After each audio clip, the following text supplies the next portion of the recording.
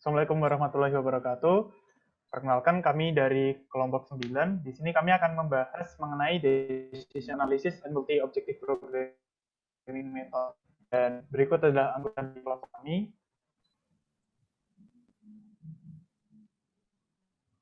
Yang pertama ada Aksya Budla dengan 519400702. Ada saya Muhammad Asad Al-Balad dengan NP 052194 0000049. Ada Muhammad Rizali dengan NP 052194 dan ada R. Aditya Hamzanisti dengan NRP 052194 Nah, untuk pembahasan pertama adalah mengenai teori keputusan. Apa sih itu teori keputusan? Teori keputusan adalah metodologi statistik untuk membantu memberikan informasi tentang pengambilan keputusan yang telah dibuat. Di dalam keputusan terdapat 3 unsur. Yang pertama ada pilihan atau strategi, atau biasa disebut alternatif. Nah, itu strategi alternatif atau pilihan tindakan yang dibuat atau dipilih. Nah, kemudian yang kedua ada asumsi keadaan, atau set of nature, yaitu peristiwa yang diasumsikan terjadi di masa depan. Dan yang ketiga ada hasil atau payoff, yaitu parameter yang diasumsikan dalam memilih suatu alternatif. Nah, ketiga ini akan dibahas nanti di contoh selanjutnya. Next. Nah, jenis kondisi keputusan itu terbagi juga menjadi 3, yaitu ada yang dengan kepastian, resiko, dan ketidakpastian. Yang kepastian itu pembuat keputusan mengerti alternatif dan keuntungan dari pengambilan keputusan yang telah dibuat. Kemudian yang resiko itu merupakan hasil dari pengambilan keputusan, baik resiko berhasil maupun resiko gagal, diakibatkan oleh pengambil keputusan yang hanya mengetahui sebagian dari hasil pengambilan keputusan. Nah, yang ketiga ada ketidakpastian, yaitu tidak ada informasi mengenai kemungkinan keadaan yang akan terjadi, hanya bisa mengira-ngira. Next. Nah, selanjutnya mengenai formula teori keputusan dan metodologi. Next. Ini langsung ngambil sebuah contoh. Seorang ingin menemukan mana dari jaringan komputer yang dikonfigurasikan untuk melayani pelanggan. Jaringannya adalah jaringan chain atau ring, yaitu di mana semua komputer yang dihubungkan oleh sebuah tutup dengan cara melewati data dalam satu arah dari komputer ke komputer lain. Dan ada jaringan star, yaitu keadaan alamiah yang menentukan tingkat pelayanan yang disediakan oleh jaringan yang dipilih. Dua kemungkinan kondisi permintaan pelanggan dalam masalah ini adalah permintaan tinggi atau permintaan rendah. Next. Jika manajer menggunakan jaringan cincin atau ring dan mengalami kondisi permintaan tinggi, jaringan akan dapat memproses permintaan pelanggan sedemikian rupa sehingga dapat menghasilkan 3 juta dalam penjualan per hari. Sedangkan dalam kondisi permintaan rendah, itu hanya akan dapat memproses penjualan sebesar 1 juta per hari. Nah, di alternatifnya, jika manajer menggunakan jaringan bintang atau star dan mengalami kondisi permintaan tinggi, jaringan memproses permintaan pelanggan sehingga dapat menghasilkan 4 juta dalam penjualan per hari. Namun jika mengalami kondisi permintaan rendah, maka perusahaan akan mengalami kerugian sebesar 2 juta dalam penjualan per hari. Nah, bagaimana model masalah yang ada pada pengambilan keputusan untuk masalah ini? Kita sudah dapat beberapa hal. Yang pertama ada jaringan cincin, kemudian ada jaringan bintang ini untuk alternatifnya, dan selanjutnya ada permintaan tinggi, permintaan rendah, dan ada juga hasilnya, yaitu ada 3 juta, 1 juta, 4 juta, dan kerugian sebesar 2 juta. Next. Nah, untuk itu ya, metodenya itu merumuskan prosedur masalah. Pertama, kita mengidentifikasi dan daftar alternatif untuk dipilih, dan itu dimasukkan ke dalam baris. Pada case kali ini, kita terdapat 2 pilihan tadi, alternatif, yaitu jaringan cincin dan jaringan bintang. Nah, kemudian mengidentifikasi dan daftar asumsi di masa depan, itu dimasukkan ke kolom. Dalam masalah ini terdapat 2 asumsi keadaan, yaitu permintaan tinggi dan permintaan rendah. Dan yang ketiga, mengidentifikasi hasil dan daftar sesuai sel yang tersedia. Hasil dalam penjualan pelanggan di mana ada 3 juta, 1 juta, 4 juta, dan ini minus 2 juta karena kerugian tadi, dan nilai penjualan adalah keuntungan atau hasil payoff, atau hasil atau payoff. Next. Nah, tadi kan ada yang dimasukkan kolom, dimasukkan baris, ada yang dimasukkan sel. Nah, itu dimasukkan seperti ini, permintaan tinggi, permintaan rendah, ada pilihan alternatifnya, ada jaringan ring, jaringan star, dan jaringan ring dan jaringan dan permintaan tinggi itu jadi 3 juta seperti itu, dimasukkan per masing-masing sel seperti ini. Oke, next. Nah, dalam pengambilan keputusan berdasarkan kepastian, itu ada namanya maksimax dan maksimin. Yaitu maksimax itu pendekatan yang benar-benar optimis untuk proses pengambilan keputusan. Jadi mengambil keputusan yang benar-benar benar-benar kayak oh aku bakal dapet nih segini gitu. Nah, sedangkan maksimin ini pendekatan semi pesimis yang berasumsi bahwa keadaan terburuk akan terjadi dan harus membuat jalan keluar yang terbaik kayak gitu. Nah, pemilihan maksimax berdasarkan langkah berikut. Jadi pertama, pilih hasil atau payoff untuk setiap pilihannya. Kemudian pilih alternatif dengan hasil payoff maksimum dari hasil maksimum yang ada di langkah 1. Nah, inilah kenapa namanya maksimax. Jadi diambil yang tertinggi dari yang tertinggi gitu. Bisa next. Nah, ini apabila dilihat, ini kan jaringan ring dan jaringan star. Itu ada 3 dan 4. Nah, ini 3 4-nya adalah yang tertinggi dan kemudian dari 3 dan 4 yang tertinggi ini dipilih lagi yang tertinggi, yaitu adalah 4. Maka yang diambil adalah 4. Nah, dapat dilihat bahwa hasil atau payoff penjualan maksimum untuk masing-masing pilihan atau alternatif adalah 3 juta dan 4 juta. Dari angka tersebut, hasil atau payoff 4 juta adalah payoff maksimum, sehingga maksimum dari maksimum adalah 4 juta dengan pemilihan alternatif jaringan bintang atau star. Next. Nah, kemudian yang kedua kita menggunakan kriteria maksimin. Yang pertama caranya adalah pilih hasil payoff minimum untuk setiap alternatif. Jadi setiap alternatif itu diambil yang minimum mana. Kemudian dari hasil yang minimum tadi, hasil payoff minimum, diambil nilai yang maksimum. Sehingga disebut namanya maksimin. Kayak gitu. Next. Nah, bisa kita lihat di sini ada 1 dan minus 2. Nah, itu maka yang diambil adalah yang 1 gitu. Karena nilainya yang paling besar dari yang terkecil gitu. Next. Baik, selanjutnya adalah pengambilan keputusan berdasarkan risiko. Ya, pengambilan keputusan ini adalah cara ketika si pembuat sudah tahu risiko yang akan dihadapi, kemungkinan yang akan terjadi, dan situasi di mana keadaan mereka gitu. Jadi istilahnya mereka sudah mengetahui ketidakpastiannya. Lalu yang kriteria yang digunakan adalah ada 2. Yang pertama adalah expected value dengan menentukan dan menghitung perkiraan jumlah payoff untuk setiap pilihannya atau alternatif. Lalu yang kedua adalah expected opportunity loss yang didasarkan pada logika saya nggak pengen rugi gitu. Jadi expected opportunity loss ini dihitung dengan menghindari kerugian. Lalu keputusan menggunakan kriteria ini didasarkan pada meminimalkan kerugian yang diharapkan. Next. Yang pertama saya jelaskan adalah expected value.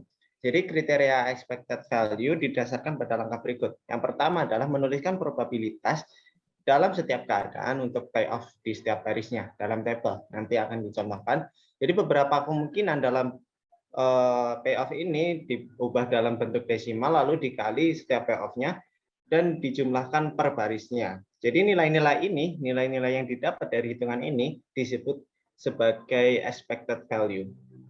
Lalu kedua, setelah mengetahui expected value-nya, kita memilih alternatif payoff terbaik atau bisa dikatakan memilih yang nilainya paling tinggi seperti itu. Next. Dan berikut adalah tabel tadi guys-nya. Jadi maksud tabel di atas adalah seperti ini. Jumlah high demand-nya sebesar 3 dikali dengan persen yang diperkirakan. Yang tadi disebutkan 40%, lalu diubah desimal seperti berikut, ditambah dengan jumlah low demand dikali dengan perkiraan persen. Seperti di atas. Lalu hasilnya tersebut disebut sebagai expected value atau nilai yang diharapkan.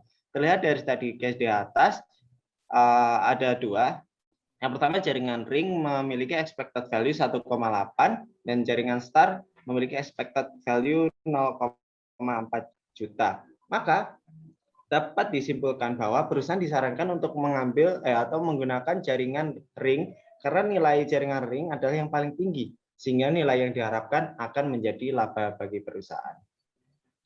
Next.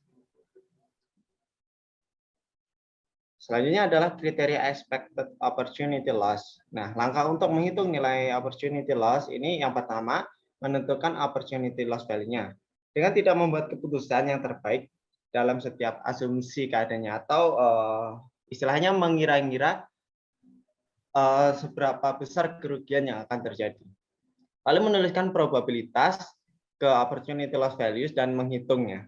Dengan menjumlahkan produk-produk tadi, payoff tadi, lalu dikalikan dengan opportunity loss-nya pada masing-masing baris.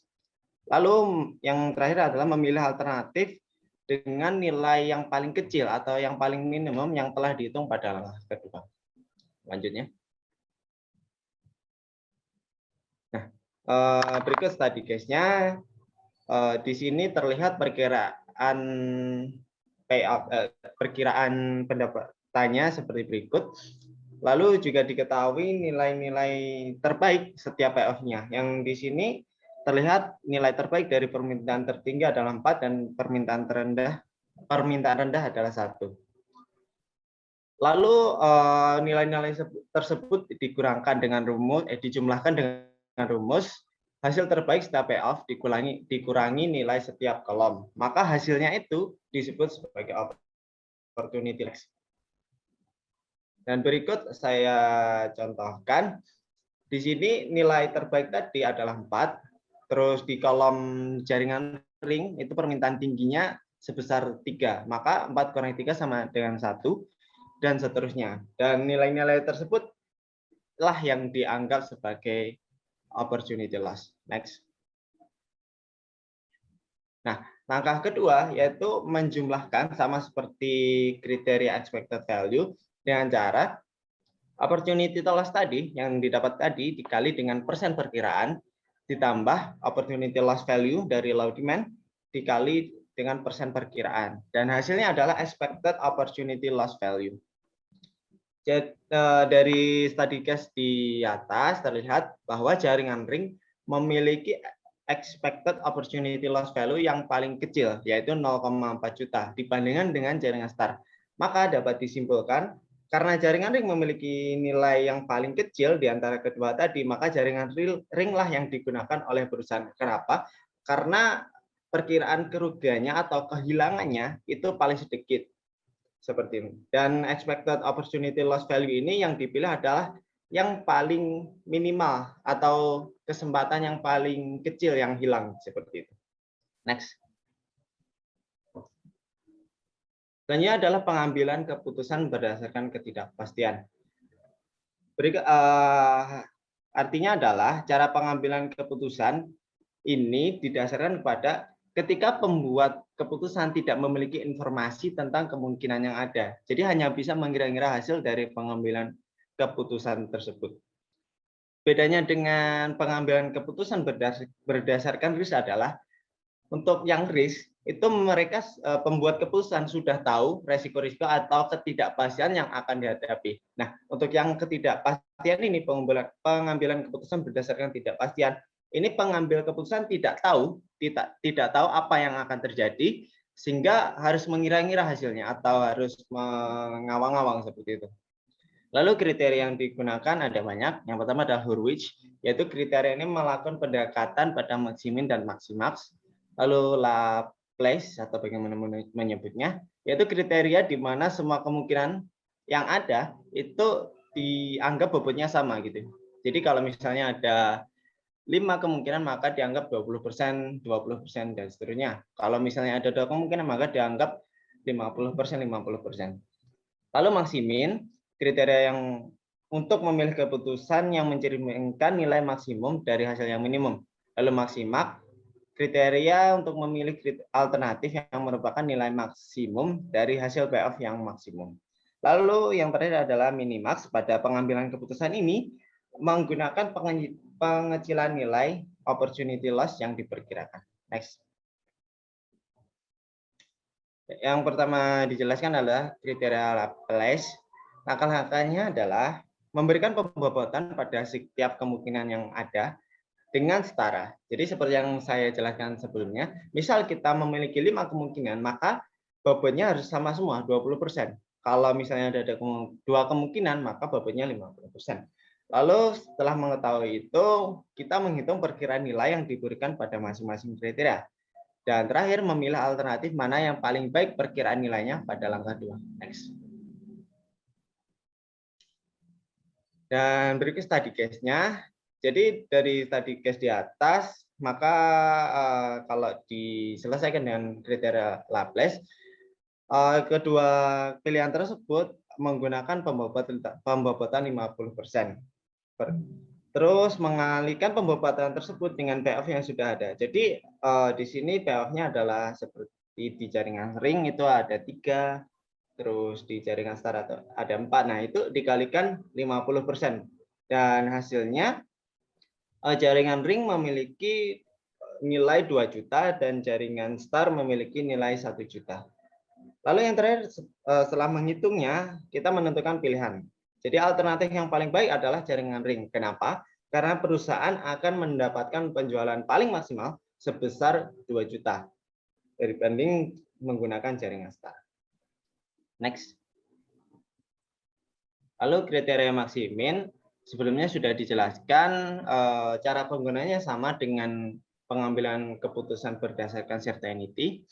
Tapi saya jelaskan dulu kriteria untuk memilih keputusan yang mencerminkan nilai maksimum dari hasil yang minimum. Dan next.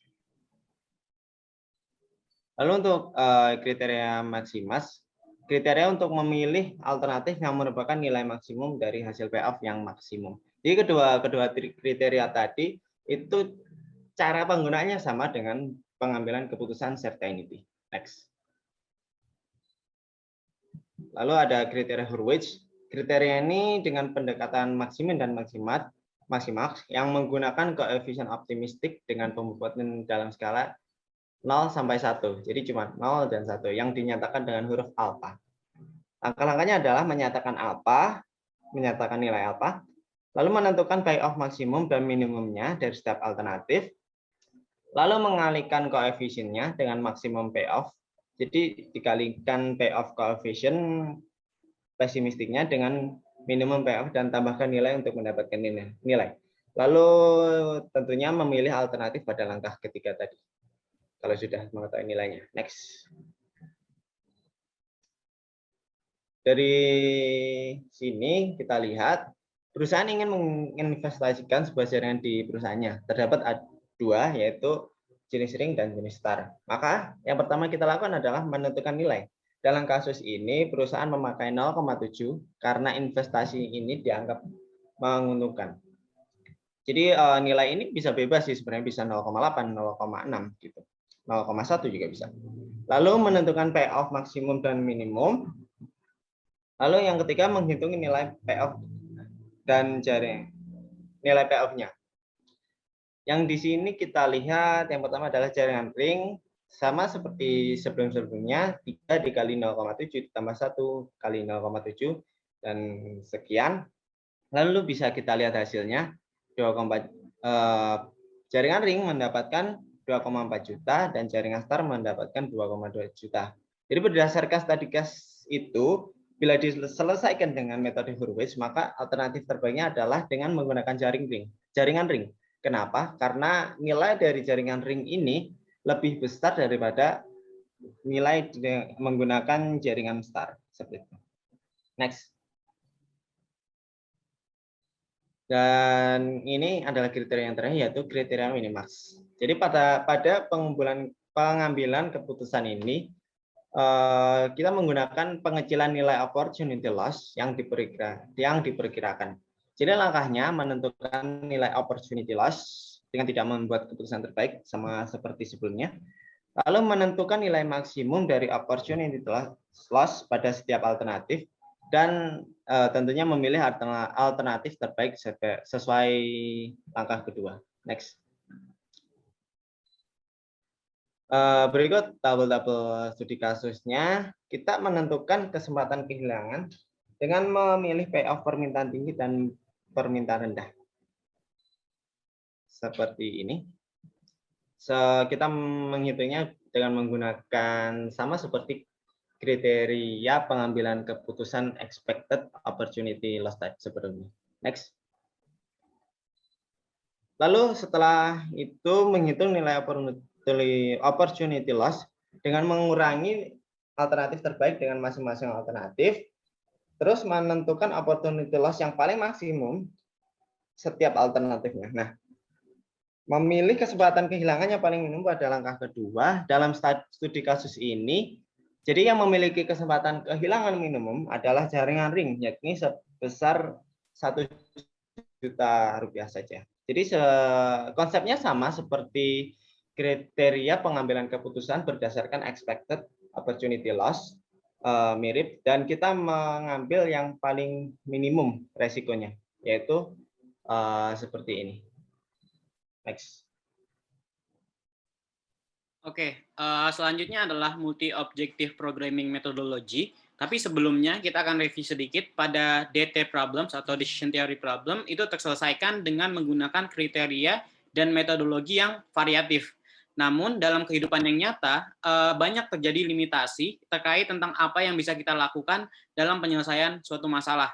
Nah, ini merupakan kendala pada sumber daya yang kita miliki.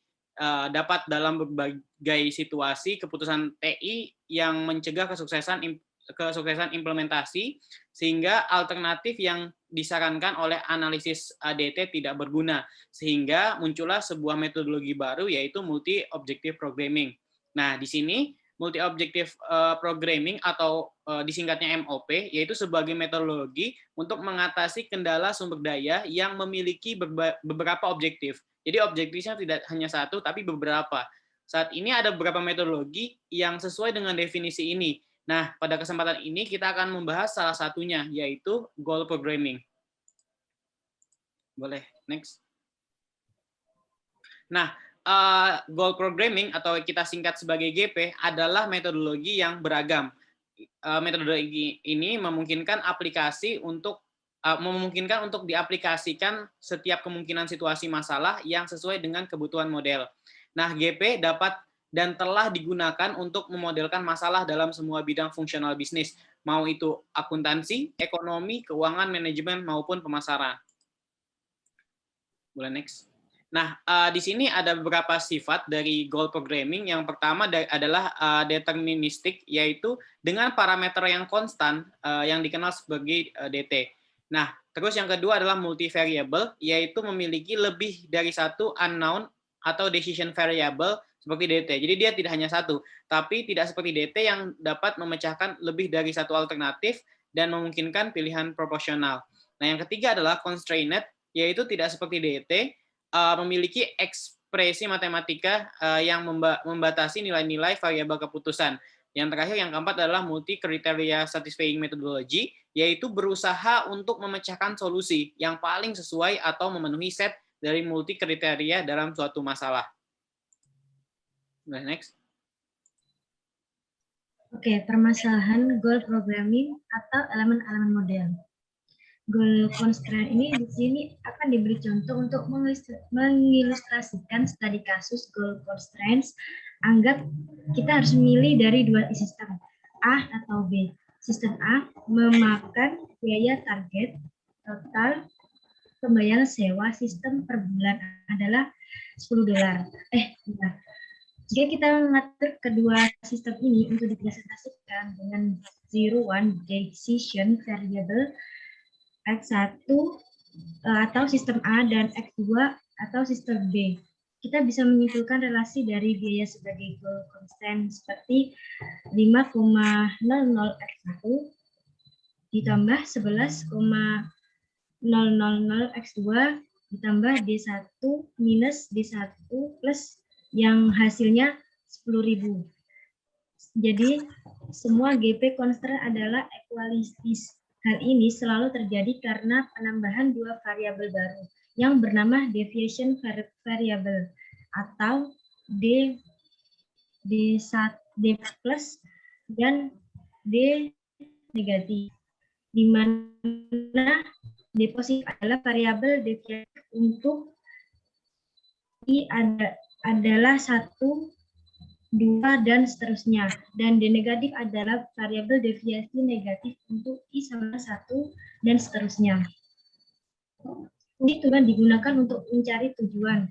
Yang ini berusaha untuk meminimalkan penyimpangan mutlak dari semua tujuan yang telah ditetapkan dalam model GP. Ini berarti bahwa semua variabel penyimpangan dalam fungsi tujuan akan memiliki tanda positif karena selalu berusaha untuk meminimalkan penyimpangan apapun variabel ditempatkan ke dalamnya, dan kita dapat menggunakan pemilihan variabel deviasi tersebut secara khusus untuk menargetkan apa yang ingin kita capai dengan masing-masing kendala tujuan. Fungsi tujuan digunakan untuk mencari tujuan. Dari 3 pilihan dalam mencari target right hand side dengan memilih salah satu dari 3 alternatif pilihan. Yang pertama, menempatkan kedua variabel penyimpangan dalam fungsi tujuan. Yang kedua, menempatkan hanya variabel deviasi positif dalam fungsi tujuan. Dan yang ketiga, hanya menempatkan variabel deviasi negatif dalam fungsi tujuan. Seperti studi kasus berikut.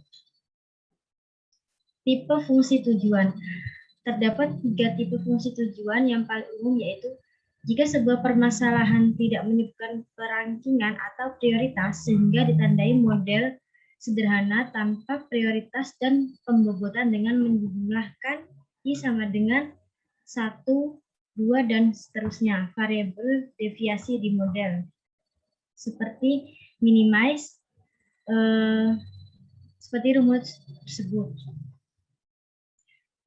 Kemudian jika sebuah permasalahan memiliki perankingan atau prioritas, tetapi tidak menyebutkan pembobotan pada setiap prioritas, maka ditandai memiliki K sama dengan 1, 2, dan seterusnya. K prioritas tetapi bukan sebuah model yang dibobotkan. Kemudian jika sebuah permasalahan memiliki perankingan dan prioritas dan juga memiliki pembobotan pada salah satu atau lebih prioritas, maka ditandai memiliki kedua PK prioritas dan PK pembobotan dalam prioritas, seperti rumus yang sudah ada di sini. Non negatif dan persyaratan diberikan ketika variabel keputusan dan variabel deviasi dalam model GP dituntut untuk 0 atau beberapa nilai positif. Tahap permasalahan goal programming atau formulasi. Yang pertama ada menentukan variabel keputusan. Dan yang kedua, batasan dari goal. Yang ketiga, apabila diperlukan, kita melakukan prioritas. Dan yang keempat, menentukan bobot matematis atau bobot diferensial jika diperlukan. Dan objektif. Dan terakhir, memberikan non-negatif dan persyaratan yang diberikan. Komplikasi goal programming dan asumsi model. Komplikasi goal programming adalah merupakan permasalahan yang dapat menghambat sebuah solusi dalam GP model agar menghasilkan sebuah kriteria solusi yang tepat, yang seperti unbounded solution, infeasible solution, domains in goals, dan incommensurability.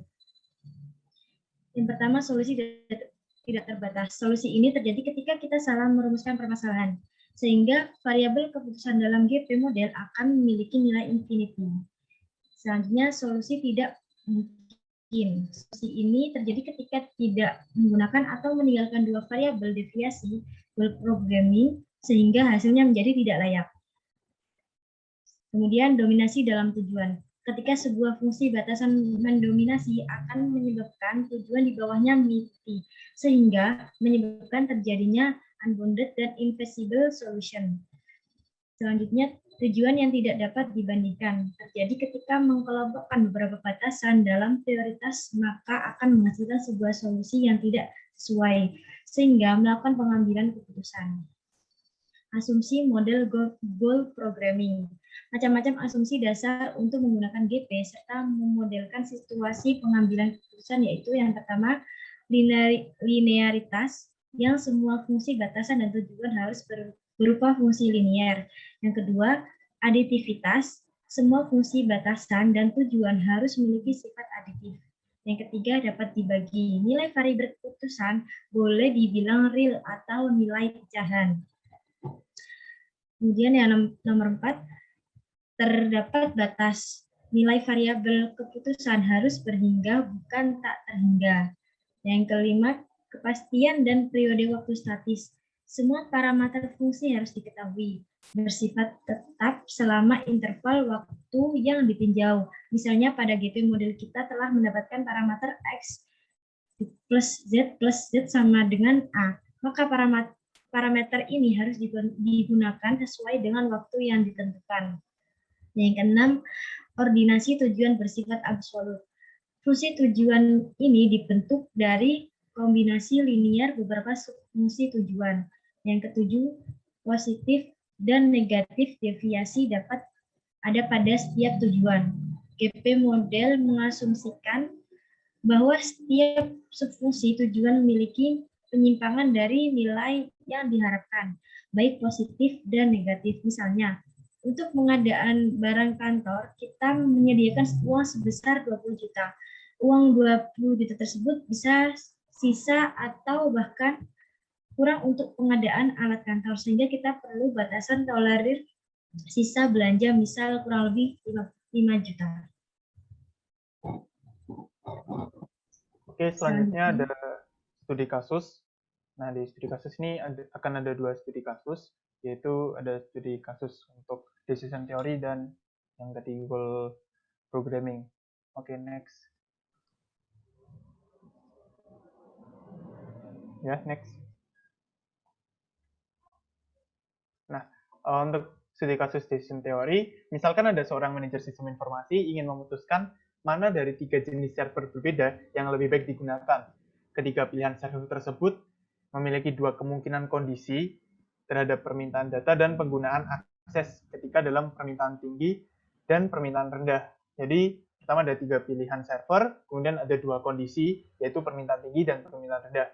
Jika mengalami kondisi permintaan rendah, server A hanya akan dapat memproses penjualan sebesar 2 juta per hari. Server B hanya dapat memproses penjualan 1 juta, dan server C malah akan memberikan kerugian 1 juta. Namun ketika kondisi permintaan tinggi, server A secara maksimal akan memproses penjualan sebesar 3 juta per hari, server B memproses penjualan 5 juta per hari, dan server C dapat memproses penjualan hingga 6 juta per hari. Next. Nah, dari itu tadi dimasukkan ke dalam tabel, dan seperti ini bentuk tabelnya, ada permintaan tinggi, permintaan rendah, kemudian ada server. Nah, ini adalah nilainya tadi yang 3 juta, 2 juta dimasukin sesuai dengan baris dan kolomnya. Kayak gitu. Nah, tadi kan nama servernya tidak disebutin, sehingga menggunakan nama server A, B, dan C tadi. Oke, next. Nah, pertama kita menggunakan uncertainty ya. Jadi menggunakan maximax dan maximin seperti yang sudah saya jelasin tadi. Pertama untuk maximax itu diambil yang paling tinggi gitu.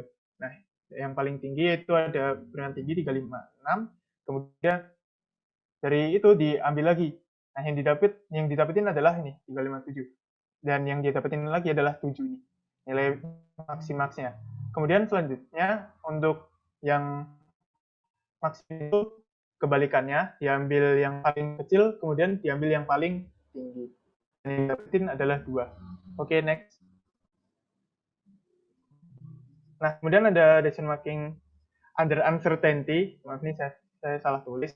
Kemudian ada menggunakan Laplace dan Hurwitz. Untuk Laplace tadi sudah dijelasin oleh teman saya dan dibagi menjadi 2, yaitu 50%, 50%. Sehingga dihitung seperti ini, hasilnya ada 2,5, 3, dan 2,5 gitu. Jadi 3 ini dikali 50%, kemudian 2 dikali 50%, dan ditambah.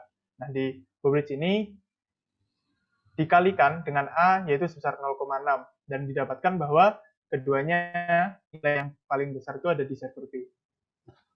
Next. Nah, kemudian ada decision making under risk, yaitu menggunakan expected value. Kita pertama perhatikan probabilitasnya, permintaan tinggi itu 30%, dan low demand atau permintaan rendahnya itu ada 70%. Nah, nilai yang ada di masing-masing server ini dikalikan dengan probabilitasnya. sehingga didapatkan di expected value itu seperti ini. Misalkan 3 dikali 30%, maka dapat 0,9, kemudian 2 dikali 70% dapat 1,7 dan ditambahkan. Nah, nilainya expected value ini diambil paling tinggi, berarti server B. Next. Kemudian untuk opportunity loss-nya, yang diambil adalah yang paling kecil ya, karena menghindari tadi sudah dijelaskan oleh teman saya. Dan cara hitungnya sama, dan yang didapetin adalah ini, yang server A, yaitu 0,9. Next. Oke, selanjutnya adalah kita masuk ke studi kasus yang bagian goal programming. Tadi kita sudah belajar tentang teorinya bagaimana, rumus-rumusnya dan rumusnya sudah ada. Nah, ini adalah implementasinya. Jadi di sini ada seorang manajer yang bertanggung jawab untuk memberikan layanan sewa kepada pelanggan dari perusahaan dalam bentuk jaringan lokal ya. Jadi pakai LAN. Jadi sebanyak 3 jaringan. Jadi ada 3 jaringan. Nah, sang manajer harus membentuk rencana sewa mingguan yang memenuhi. Jadi ada syarat-syaratnya. Yang pertama itu menyediakan waktu layanan selama 40 jam setiap minggunya. Jadi dia harus 40 jam. Yang kedua adalah memuaskan permintaan pelanggan yang menyewa jaringan. Yang ketiga adalah meminimalisir biaya yang dikeluarkan untuk menyewa jaringan. Nah, pelanggan memiliki hak akses pada 3 jaringan, sehingga dapat menyatakan keperluannya dalam menyewa layanan jika diinginkan. Boleh next? Nah, kalau misalkan diringkaskan, yang tadi soalnya itu ada seperti tabel yang di atas sebelah kanan. Nah, di sini persyaratannya ada beberapa persyaratan pada studi kasus yang ini. Yang pertama adalah biaya operasionalnya, yaitu 12.000 USD setiap minggu. Yang kedua adalah ekspektasi jumlah pelanggan maksimal 1.500 setiap minggunya. Yang ketiga adalah manajer membuat rencana memberikan layanan total 40 jam setiap minggu. Dan batasan waktu dapat diakomodir 1 atau lebih dari ketiga jaringan yang ada. Nah, goals-nya apa? Yaitu jumlah jam layanan harus tepat selama 40 jam. Jadi ini yang cukup penting goals-nya, yaitu harus tepat 40 jam, tidak boleh kurang, tidak boleh lebih. Setidaknya 1.500 pelanggan dapat terakomodir sesuai dengan keperluan, dan biaya yang dikeluarkan tidak boleh lebih dari apa yang sudah ditentukan tadi, yaitu USD 12.000 dolar. Nah, itu soalnya, mungkin bisa next untuk pembahasannya. Nah, di sini sesuai dengan langkah-langkah yang telah dijelaskan sebelumnya, yang pertama adalah menentukan variabel keputusan. Jadi diasumsikan bahwa yang akan digunakan sebagai variabel keputusan adalah waktu, yaitu tipe integer, maka ditentukanlah seperti X1, yaitu jumlah jam yang menyewakan jaringan A per minggu, X2-nya jumlah jam menyewakan jaringan B-nya per minggu, dan X3-nya itu untuk jaringan C-nya per minggu. Dan yang kedua adalah menentukan batasan goal. Nah, apa sih menentukan batasan goal? Dalam model ini, batasan dari goal berkaitan dengan jumlah jam yang diperlukan, jumlah pelanggan yang diakomodir, dan biayanya. Jadi ada tiga perspektif, yaitu jam, pelanggan, dan operasional. Nah, adapun bentuk umumnya seperti yang ada ditampilkan pada PPT, yaitu kalau dari jumlah jam itu ada X1 tambah X2 tambah X3 tambah D1 pangkat min dikurang D1 pangkat plus. Nah, itu sama dengan 40 jam. Nah, jumlah pelanggannya itu ada 50 X1, 40 X2. Nah, itu dapat dari mana? Karena dapat dari tadi, ada maksimal dari jumlah pelanggannya. Nah, itu sama dengan 1.500. Yang seperti yang udah ada di brief soalnya tadi. Yang ketiga adalah biaya operasional, yaitu ada 350 X1 tambah 300 X2 tambah 200 X3 tambah D3 pangkat min dikurang D3 pangkat plus sama dengan 12.000, sesuai dengan syarat yang sudah ditentukan dari pelanggannya itu sendiri. Boleh next? Nah, yang tahapan tadi udah ya, tahapan pertama dan kedua. Dan yang ketiga adalah melakukan prioritisasi ya. Jadi kita harus melakukan prioritisasi, dan pada kasus ini ada 3 goal yang menjadi prioritas seperti yang sudah saya jelaskan sebelumnya, yaitu P1 jumlah jam dalam per minggu, nah P2 yaitu jumlah pelanggan dalam seminggu, dan P3 yaitu biaya operasional per minggu. Nah, terus yang keempat adalah tahapannya menentukan bobot. Tapi menentukan bobot matematis atau bobot diferensial tidak disebutkan dalam kasus ini tentang bobot matematis dan diferensial itu. Jadi sehingga dianggap tidak ada. Dan yang langkah kelima adalah menentukan fungsi objektif. Nah, pada tahapan ini perlu dilihat lagi goals yang ada sebagaimana disebutkan pada contoh kasus yang sebelumnya. Nah, yang pertama adalah itu waktunya harus tepat 40 jam. Dengan kata lain, tidak diperkenankan ada deviasi positif maupun negatif, lebih mudahnya tepat 40 jam. Maka fungsi objektifnya adalah seperti minimize Z sama dengan P1 dalam kurung D1 pangkat min ditambah D1 pangkat plus. Nah, karena goal ini merupakan prioritas tertinggi, jadi dapat dilakukan reduksi kedua nilai deviasi sehingga mencapai titik nol. Jadi solusi yang ditemukan adalah ketersediaan waktu layanan selama 40 jam penuh. Nah, terus yang bagian kedua untuk meminimalisir penggunaan kurang dari standar atau underutilization, nilai deviasi negatif akan dimasukkan ke dalam persamaan. Dengan demikian, kemungkinan akan muncul deviasi positif semakin besar. Fungsi objektif dari pernyataan ini adalah lanjutan dari fungsi objektif sebelumnya, yaitu setidaknya ada 1.500 pelanggan dapat diakomodir sesuai dengan keperluan, yaitu minimize Z sama dengan P1 dalam kurung D1 pangkat min ditambah D1 pangkat plus ditambah lagi P2 dalam kurung dikali D2 pangkat min. Nah, yang terakhir adalah berbanding terbalik dengan persyaratan sebelumnya akan ditambahkan nilai deviasi positif kepada persamaan sehingga fungsi objektifnya adalah seperti berikut, yaitu pada biaya yang dikeluarkan tidak boleh lebih dari $12 yaitu minimize Z P1 dalam kurung D1 pangkat negatif ditambah D1 pangkat positif ditambah P dikalikan D2 pangkat negatif tambah P3 dikalikan D3 pangkat positif. Boleh next. Oke, nah di sini adalah langkah ke-6 yaitu state of non-negative and given requirement. Karena variabel keputusannya merupakan integer, maka non-negativity and given requirement-nya adalah sebagai berikut, yaitu X1, X2, X3 itu lebih besar daripada 0, dan integer dari D1 pangkat min, D1 pangkat plus, D2 pangkat min, D2 pangkat plus, D3 pangkat min, dan D3 pangkat plusnya lebih besar juga dari 0. Dan formulasi lengkap dari GP problem dan model yang dari kasus ini dapat dijelaskan pada rumusan pada gambar berikut. Nah, itu bisa teman-teman lihat dari hasil kita menganalisis problem dan segala macamnya, dapatlah sebuah rumusan seperti berikut. Oke, boleh selanjutnya.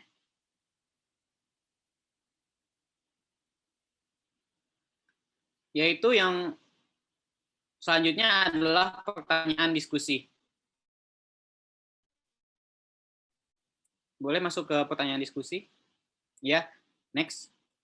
Nah, yang pertama adalah kapankah kita menggunakan metodologi DT dalam permasalahan model goal programming? Nah, decision theory digunakan ketika kita memilih suatu alternatif, tetapi sumber daya yang kita miliki tidak dipentingkan. Karena kalau misalkan kita makainya yang GP itu, kita mementingkan bahwa itu sumber dayanya terbatas atau diperhatikan. Seperti itu.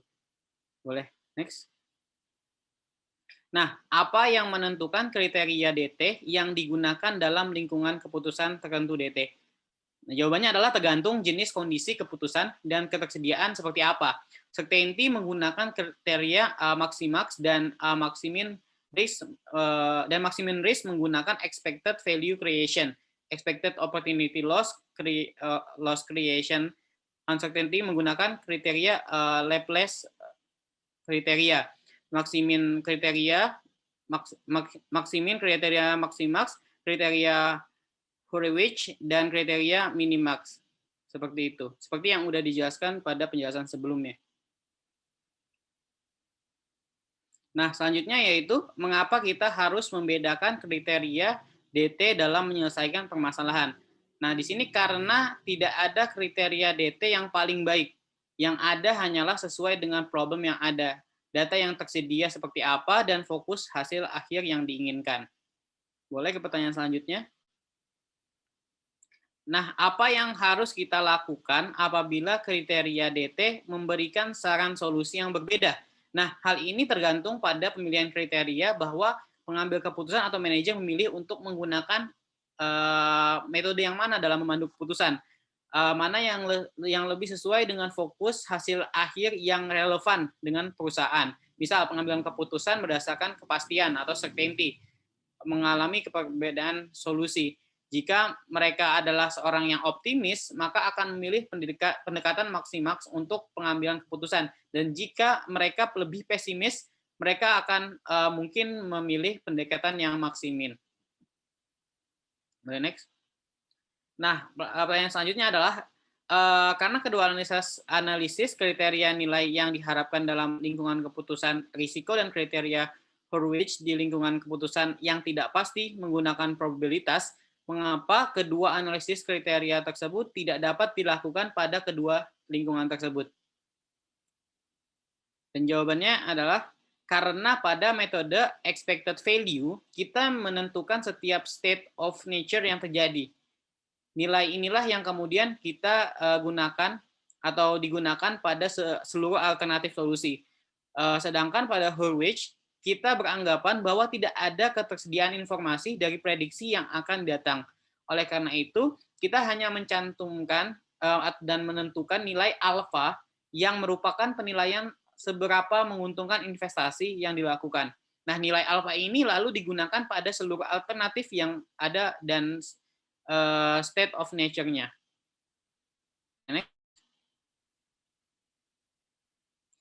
Nah, selanjutnya adalah pada situasi apakah kita akan menggunakan model atau permasalahan GP, dan pada situasi apakah kita menggunakan kriteria DT. Nah, jadi ini kita harus memilih salah satunya pada saat yang seperti apa gitu.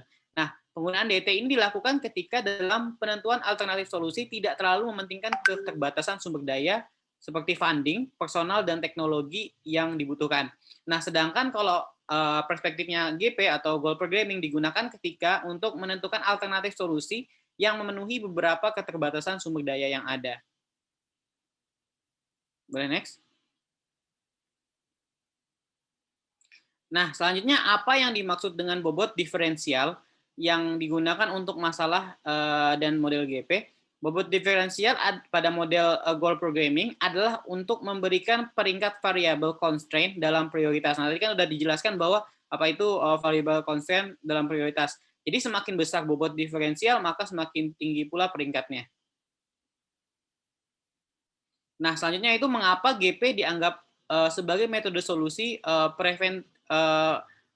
preventif, yaitu karena metode goal programming ini mencari solusi dengan meminimalisasi deviasi terbaik. Jadi konsisten dengan peringkat dari tujuannya tersebut. Selanjutnya yaitu berapa banyak prioritas yang dibutuhkan dalam permasalahan model goal programming. Apakah kita membutuhkan prioritas dalam permasalahan model goal programming, yaitu prioritas yang dibutuhkan dalam permasalahan atau model goal programming maksimal sebanyak batasan dari goal-nya itu sendiri. Selanjutnya, mengapa permasalahan model goal programming harus menemukan semua pernyataan asumsi dalam bab ini, yaitu untuk mencegah terjadinya komplikasi pada goal programming. Dengan begitu dapat menghasilkan sebuah kriteria solusi yang paling tepat. Boleh selanjutnya? Oke, terima kasih. Saya kembalikan ke Asad. Baik, terima kasih untuk presentasinya. Assalamualaikum warahmatullahi wabarakatuh. Jika ada pertanyaan bisa langsung ditanyakan.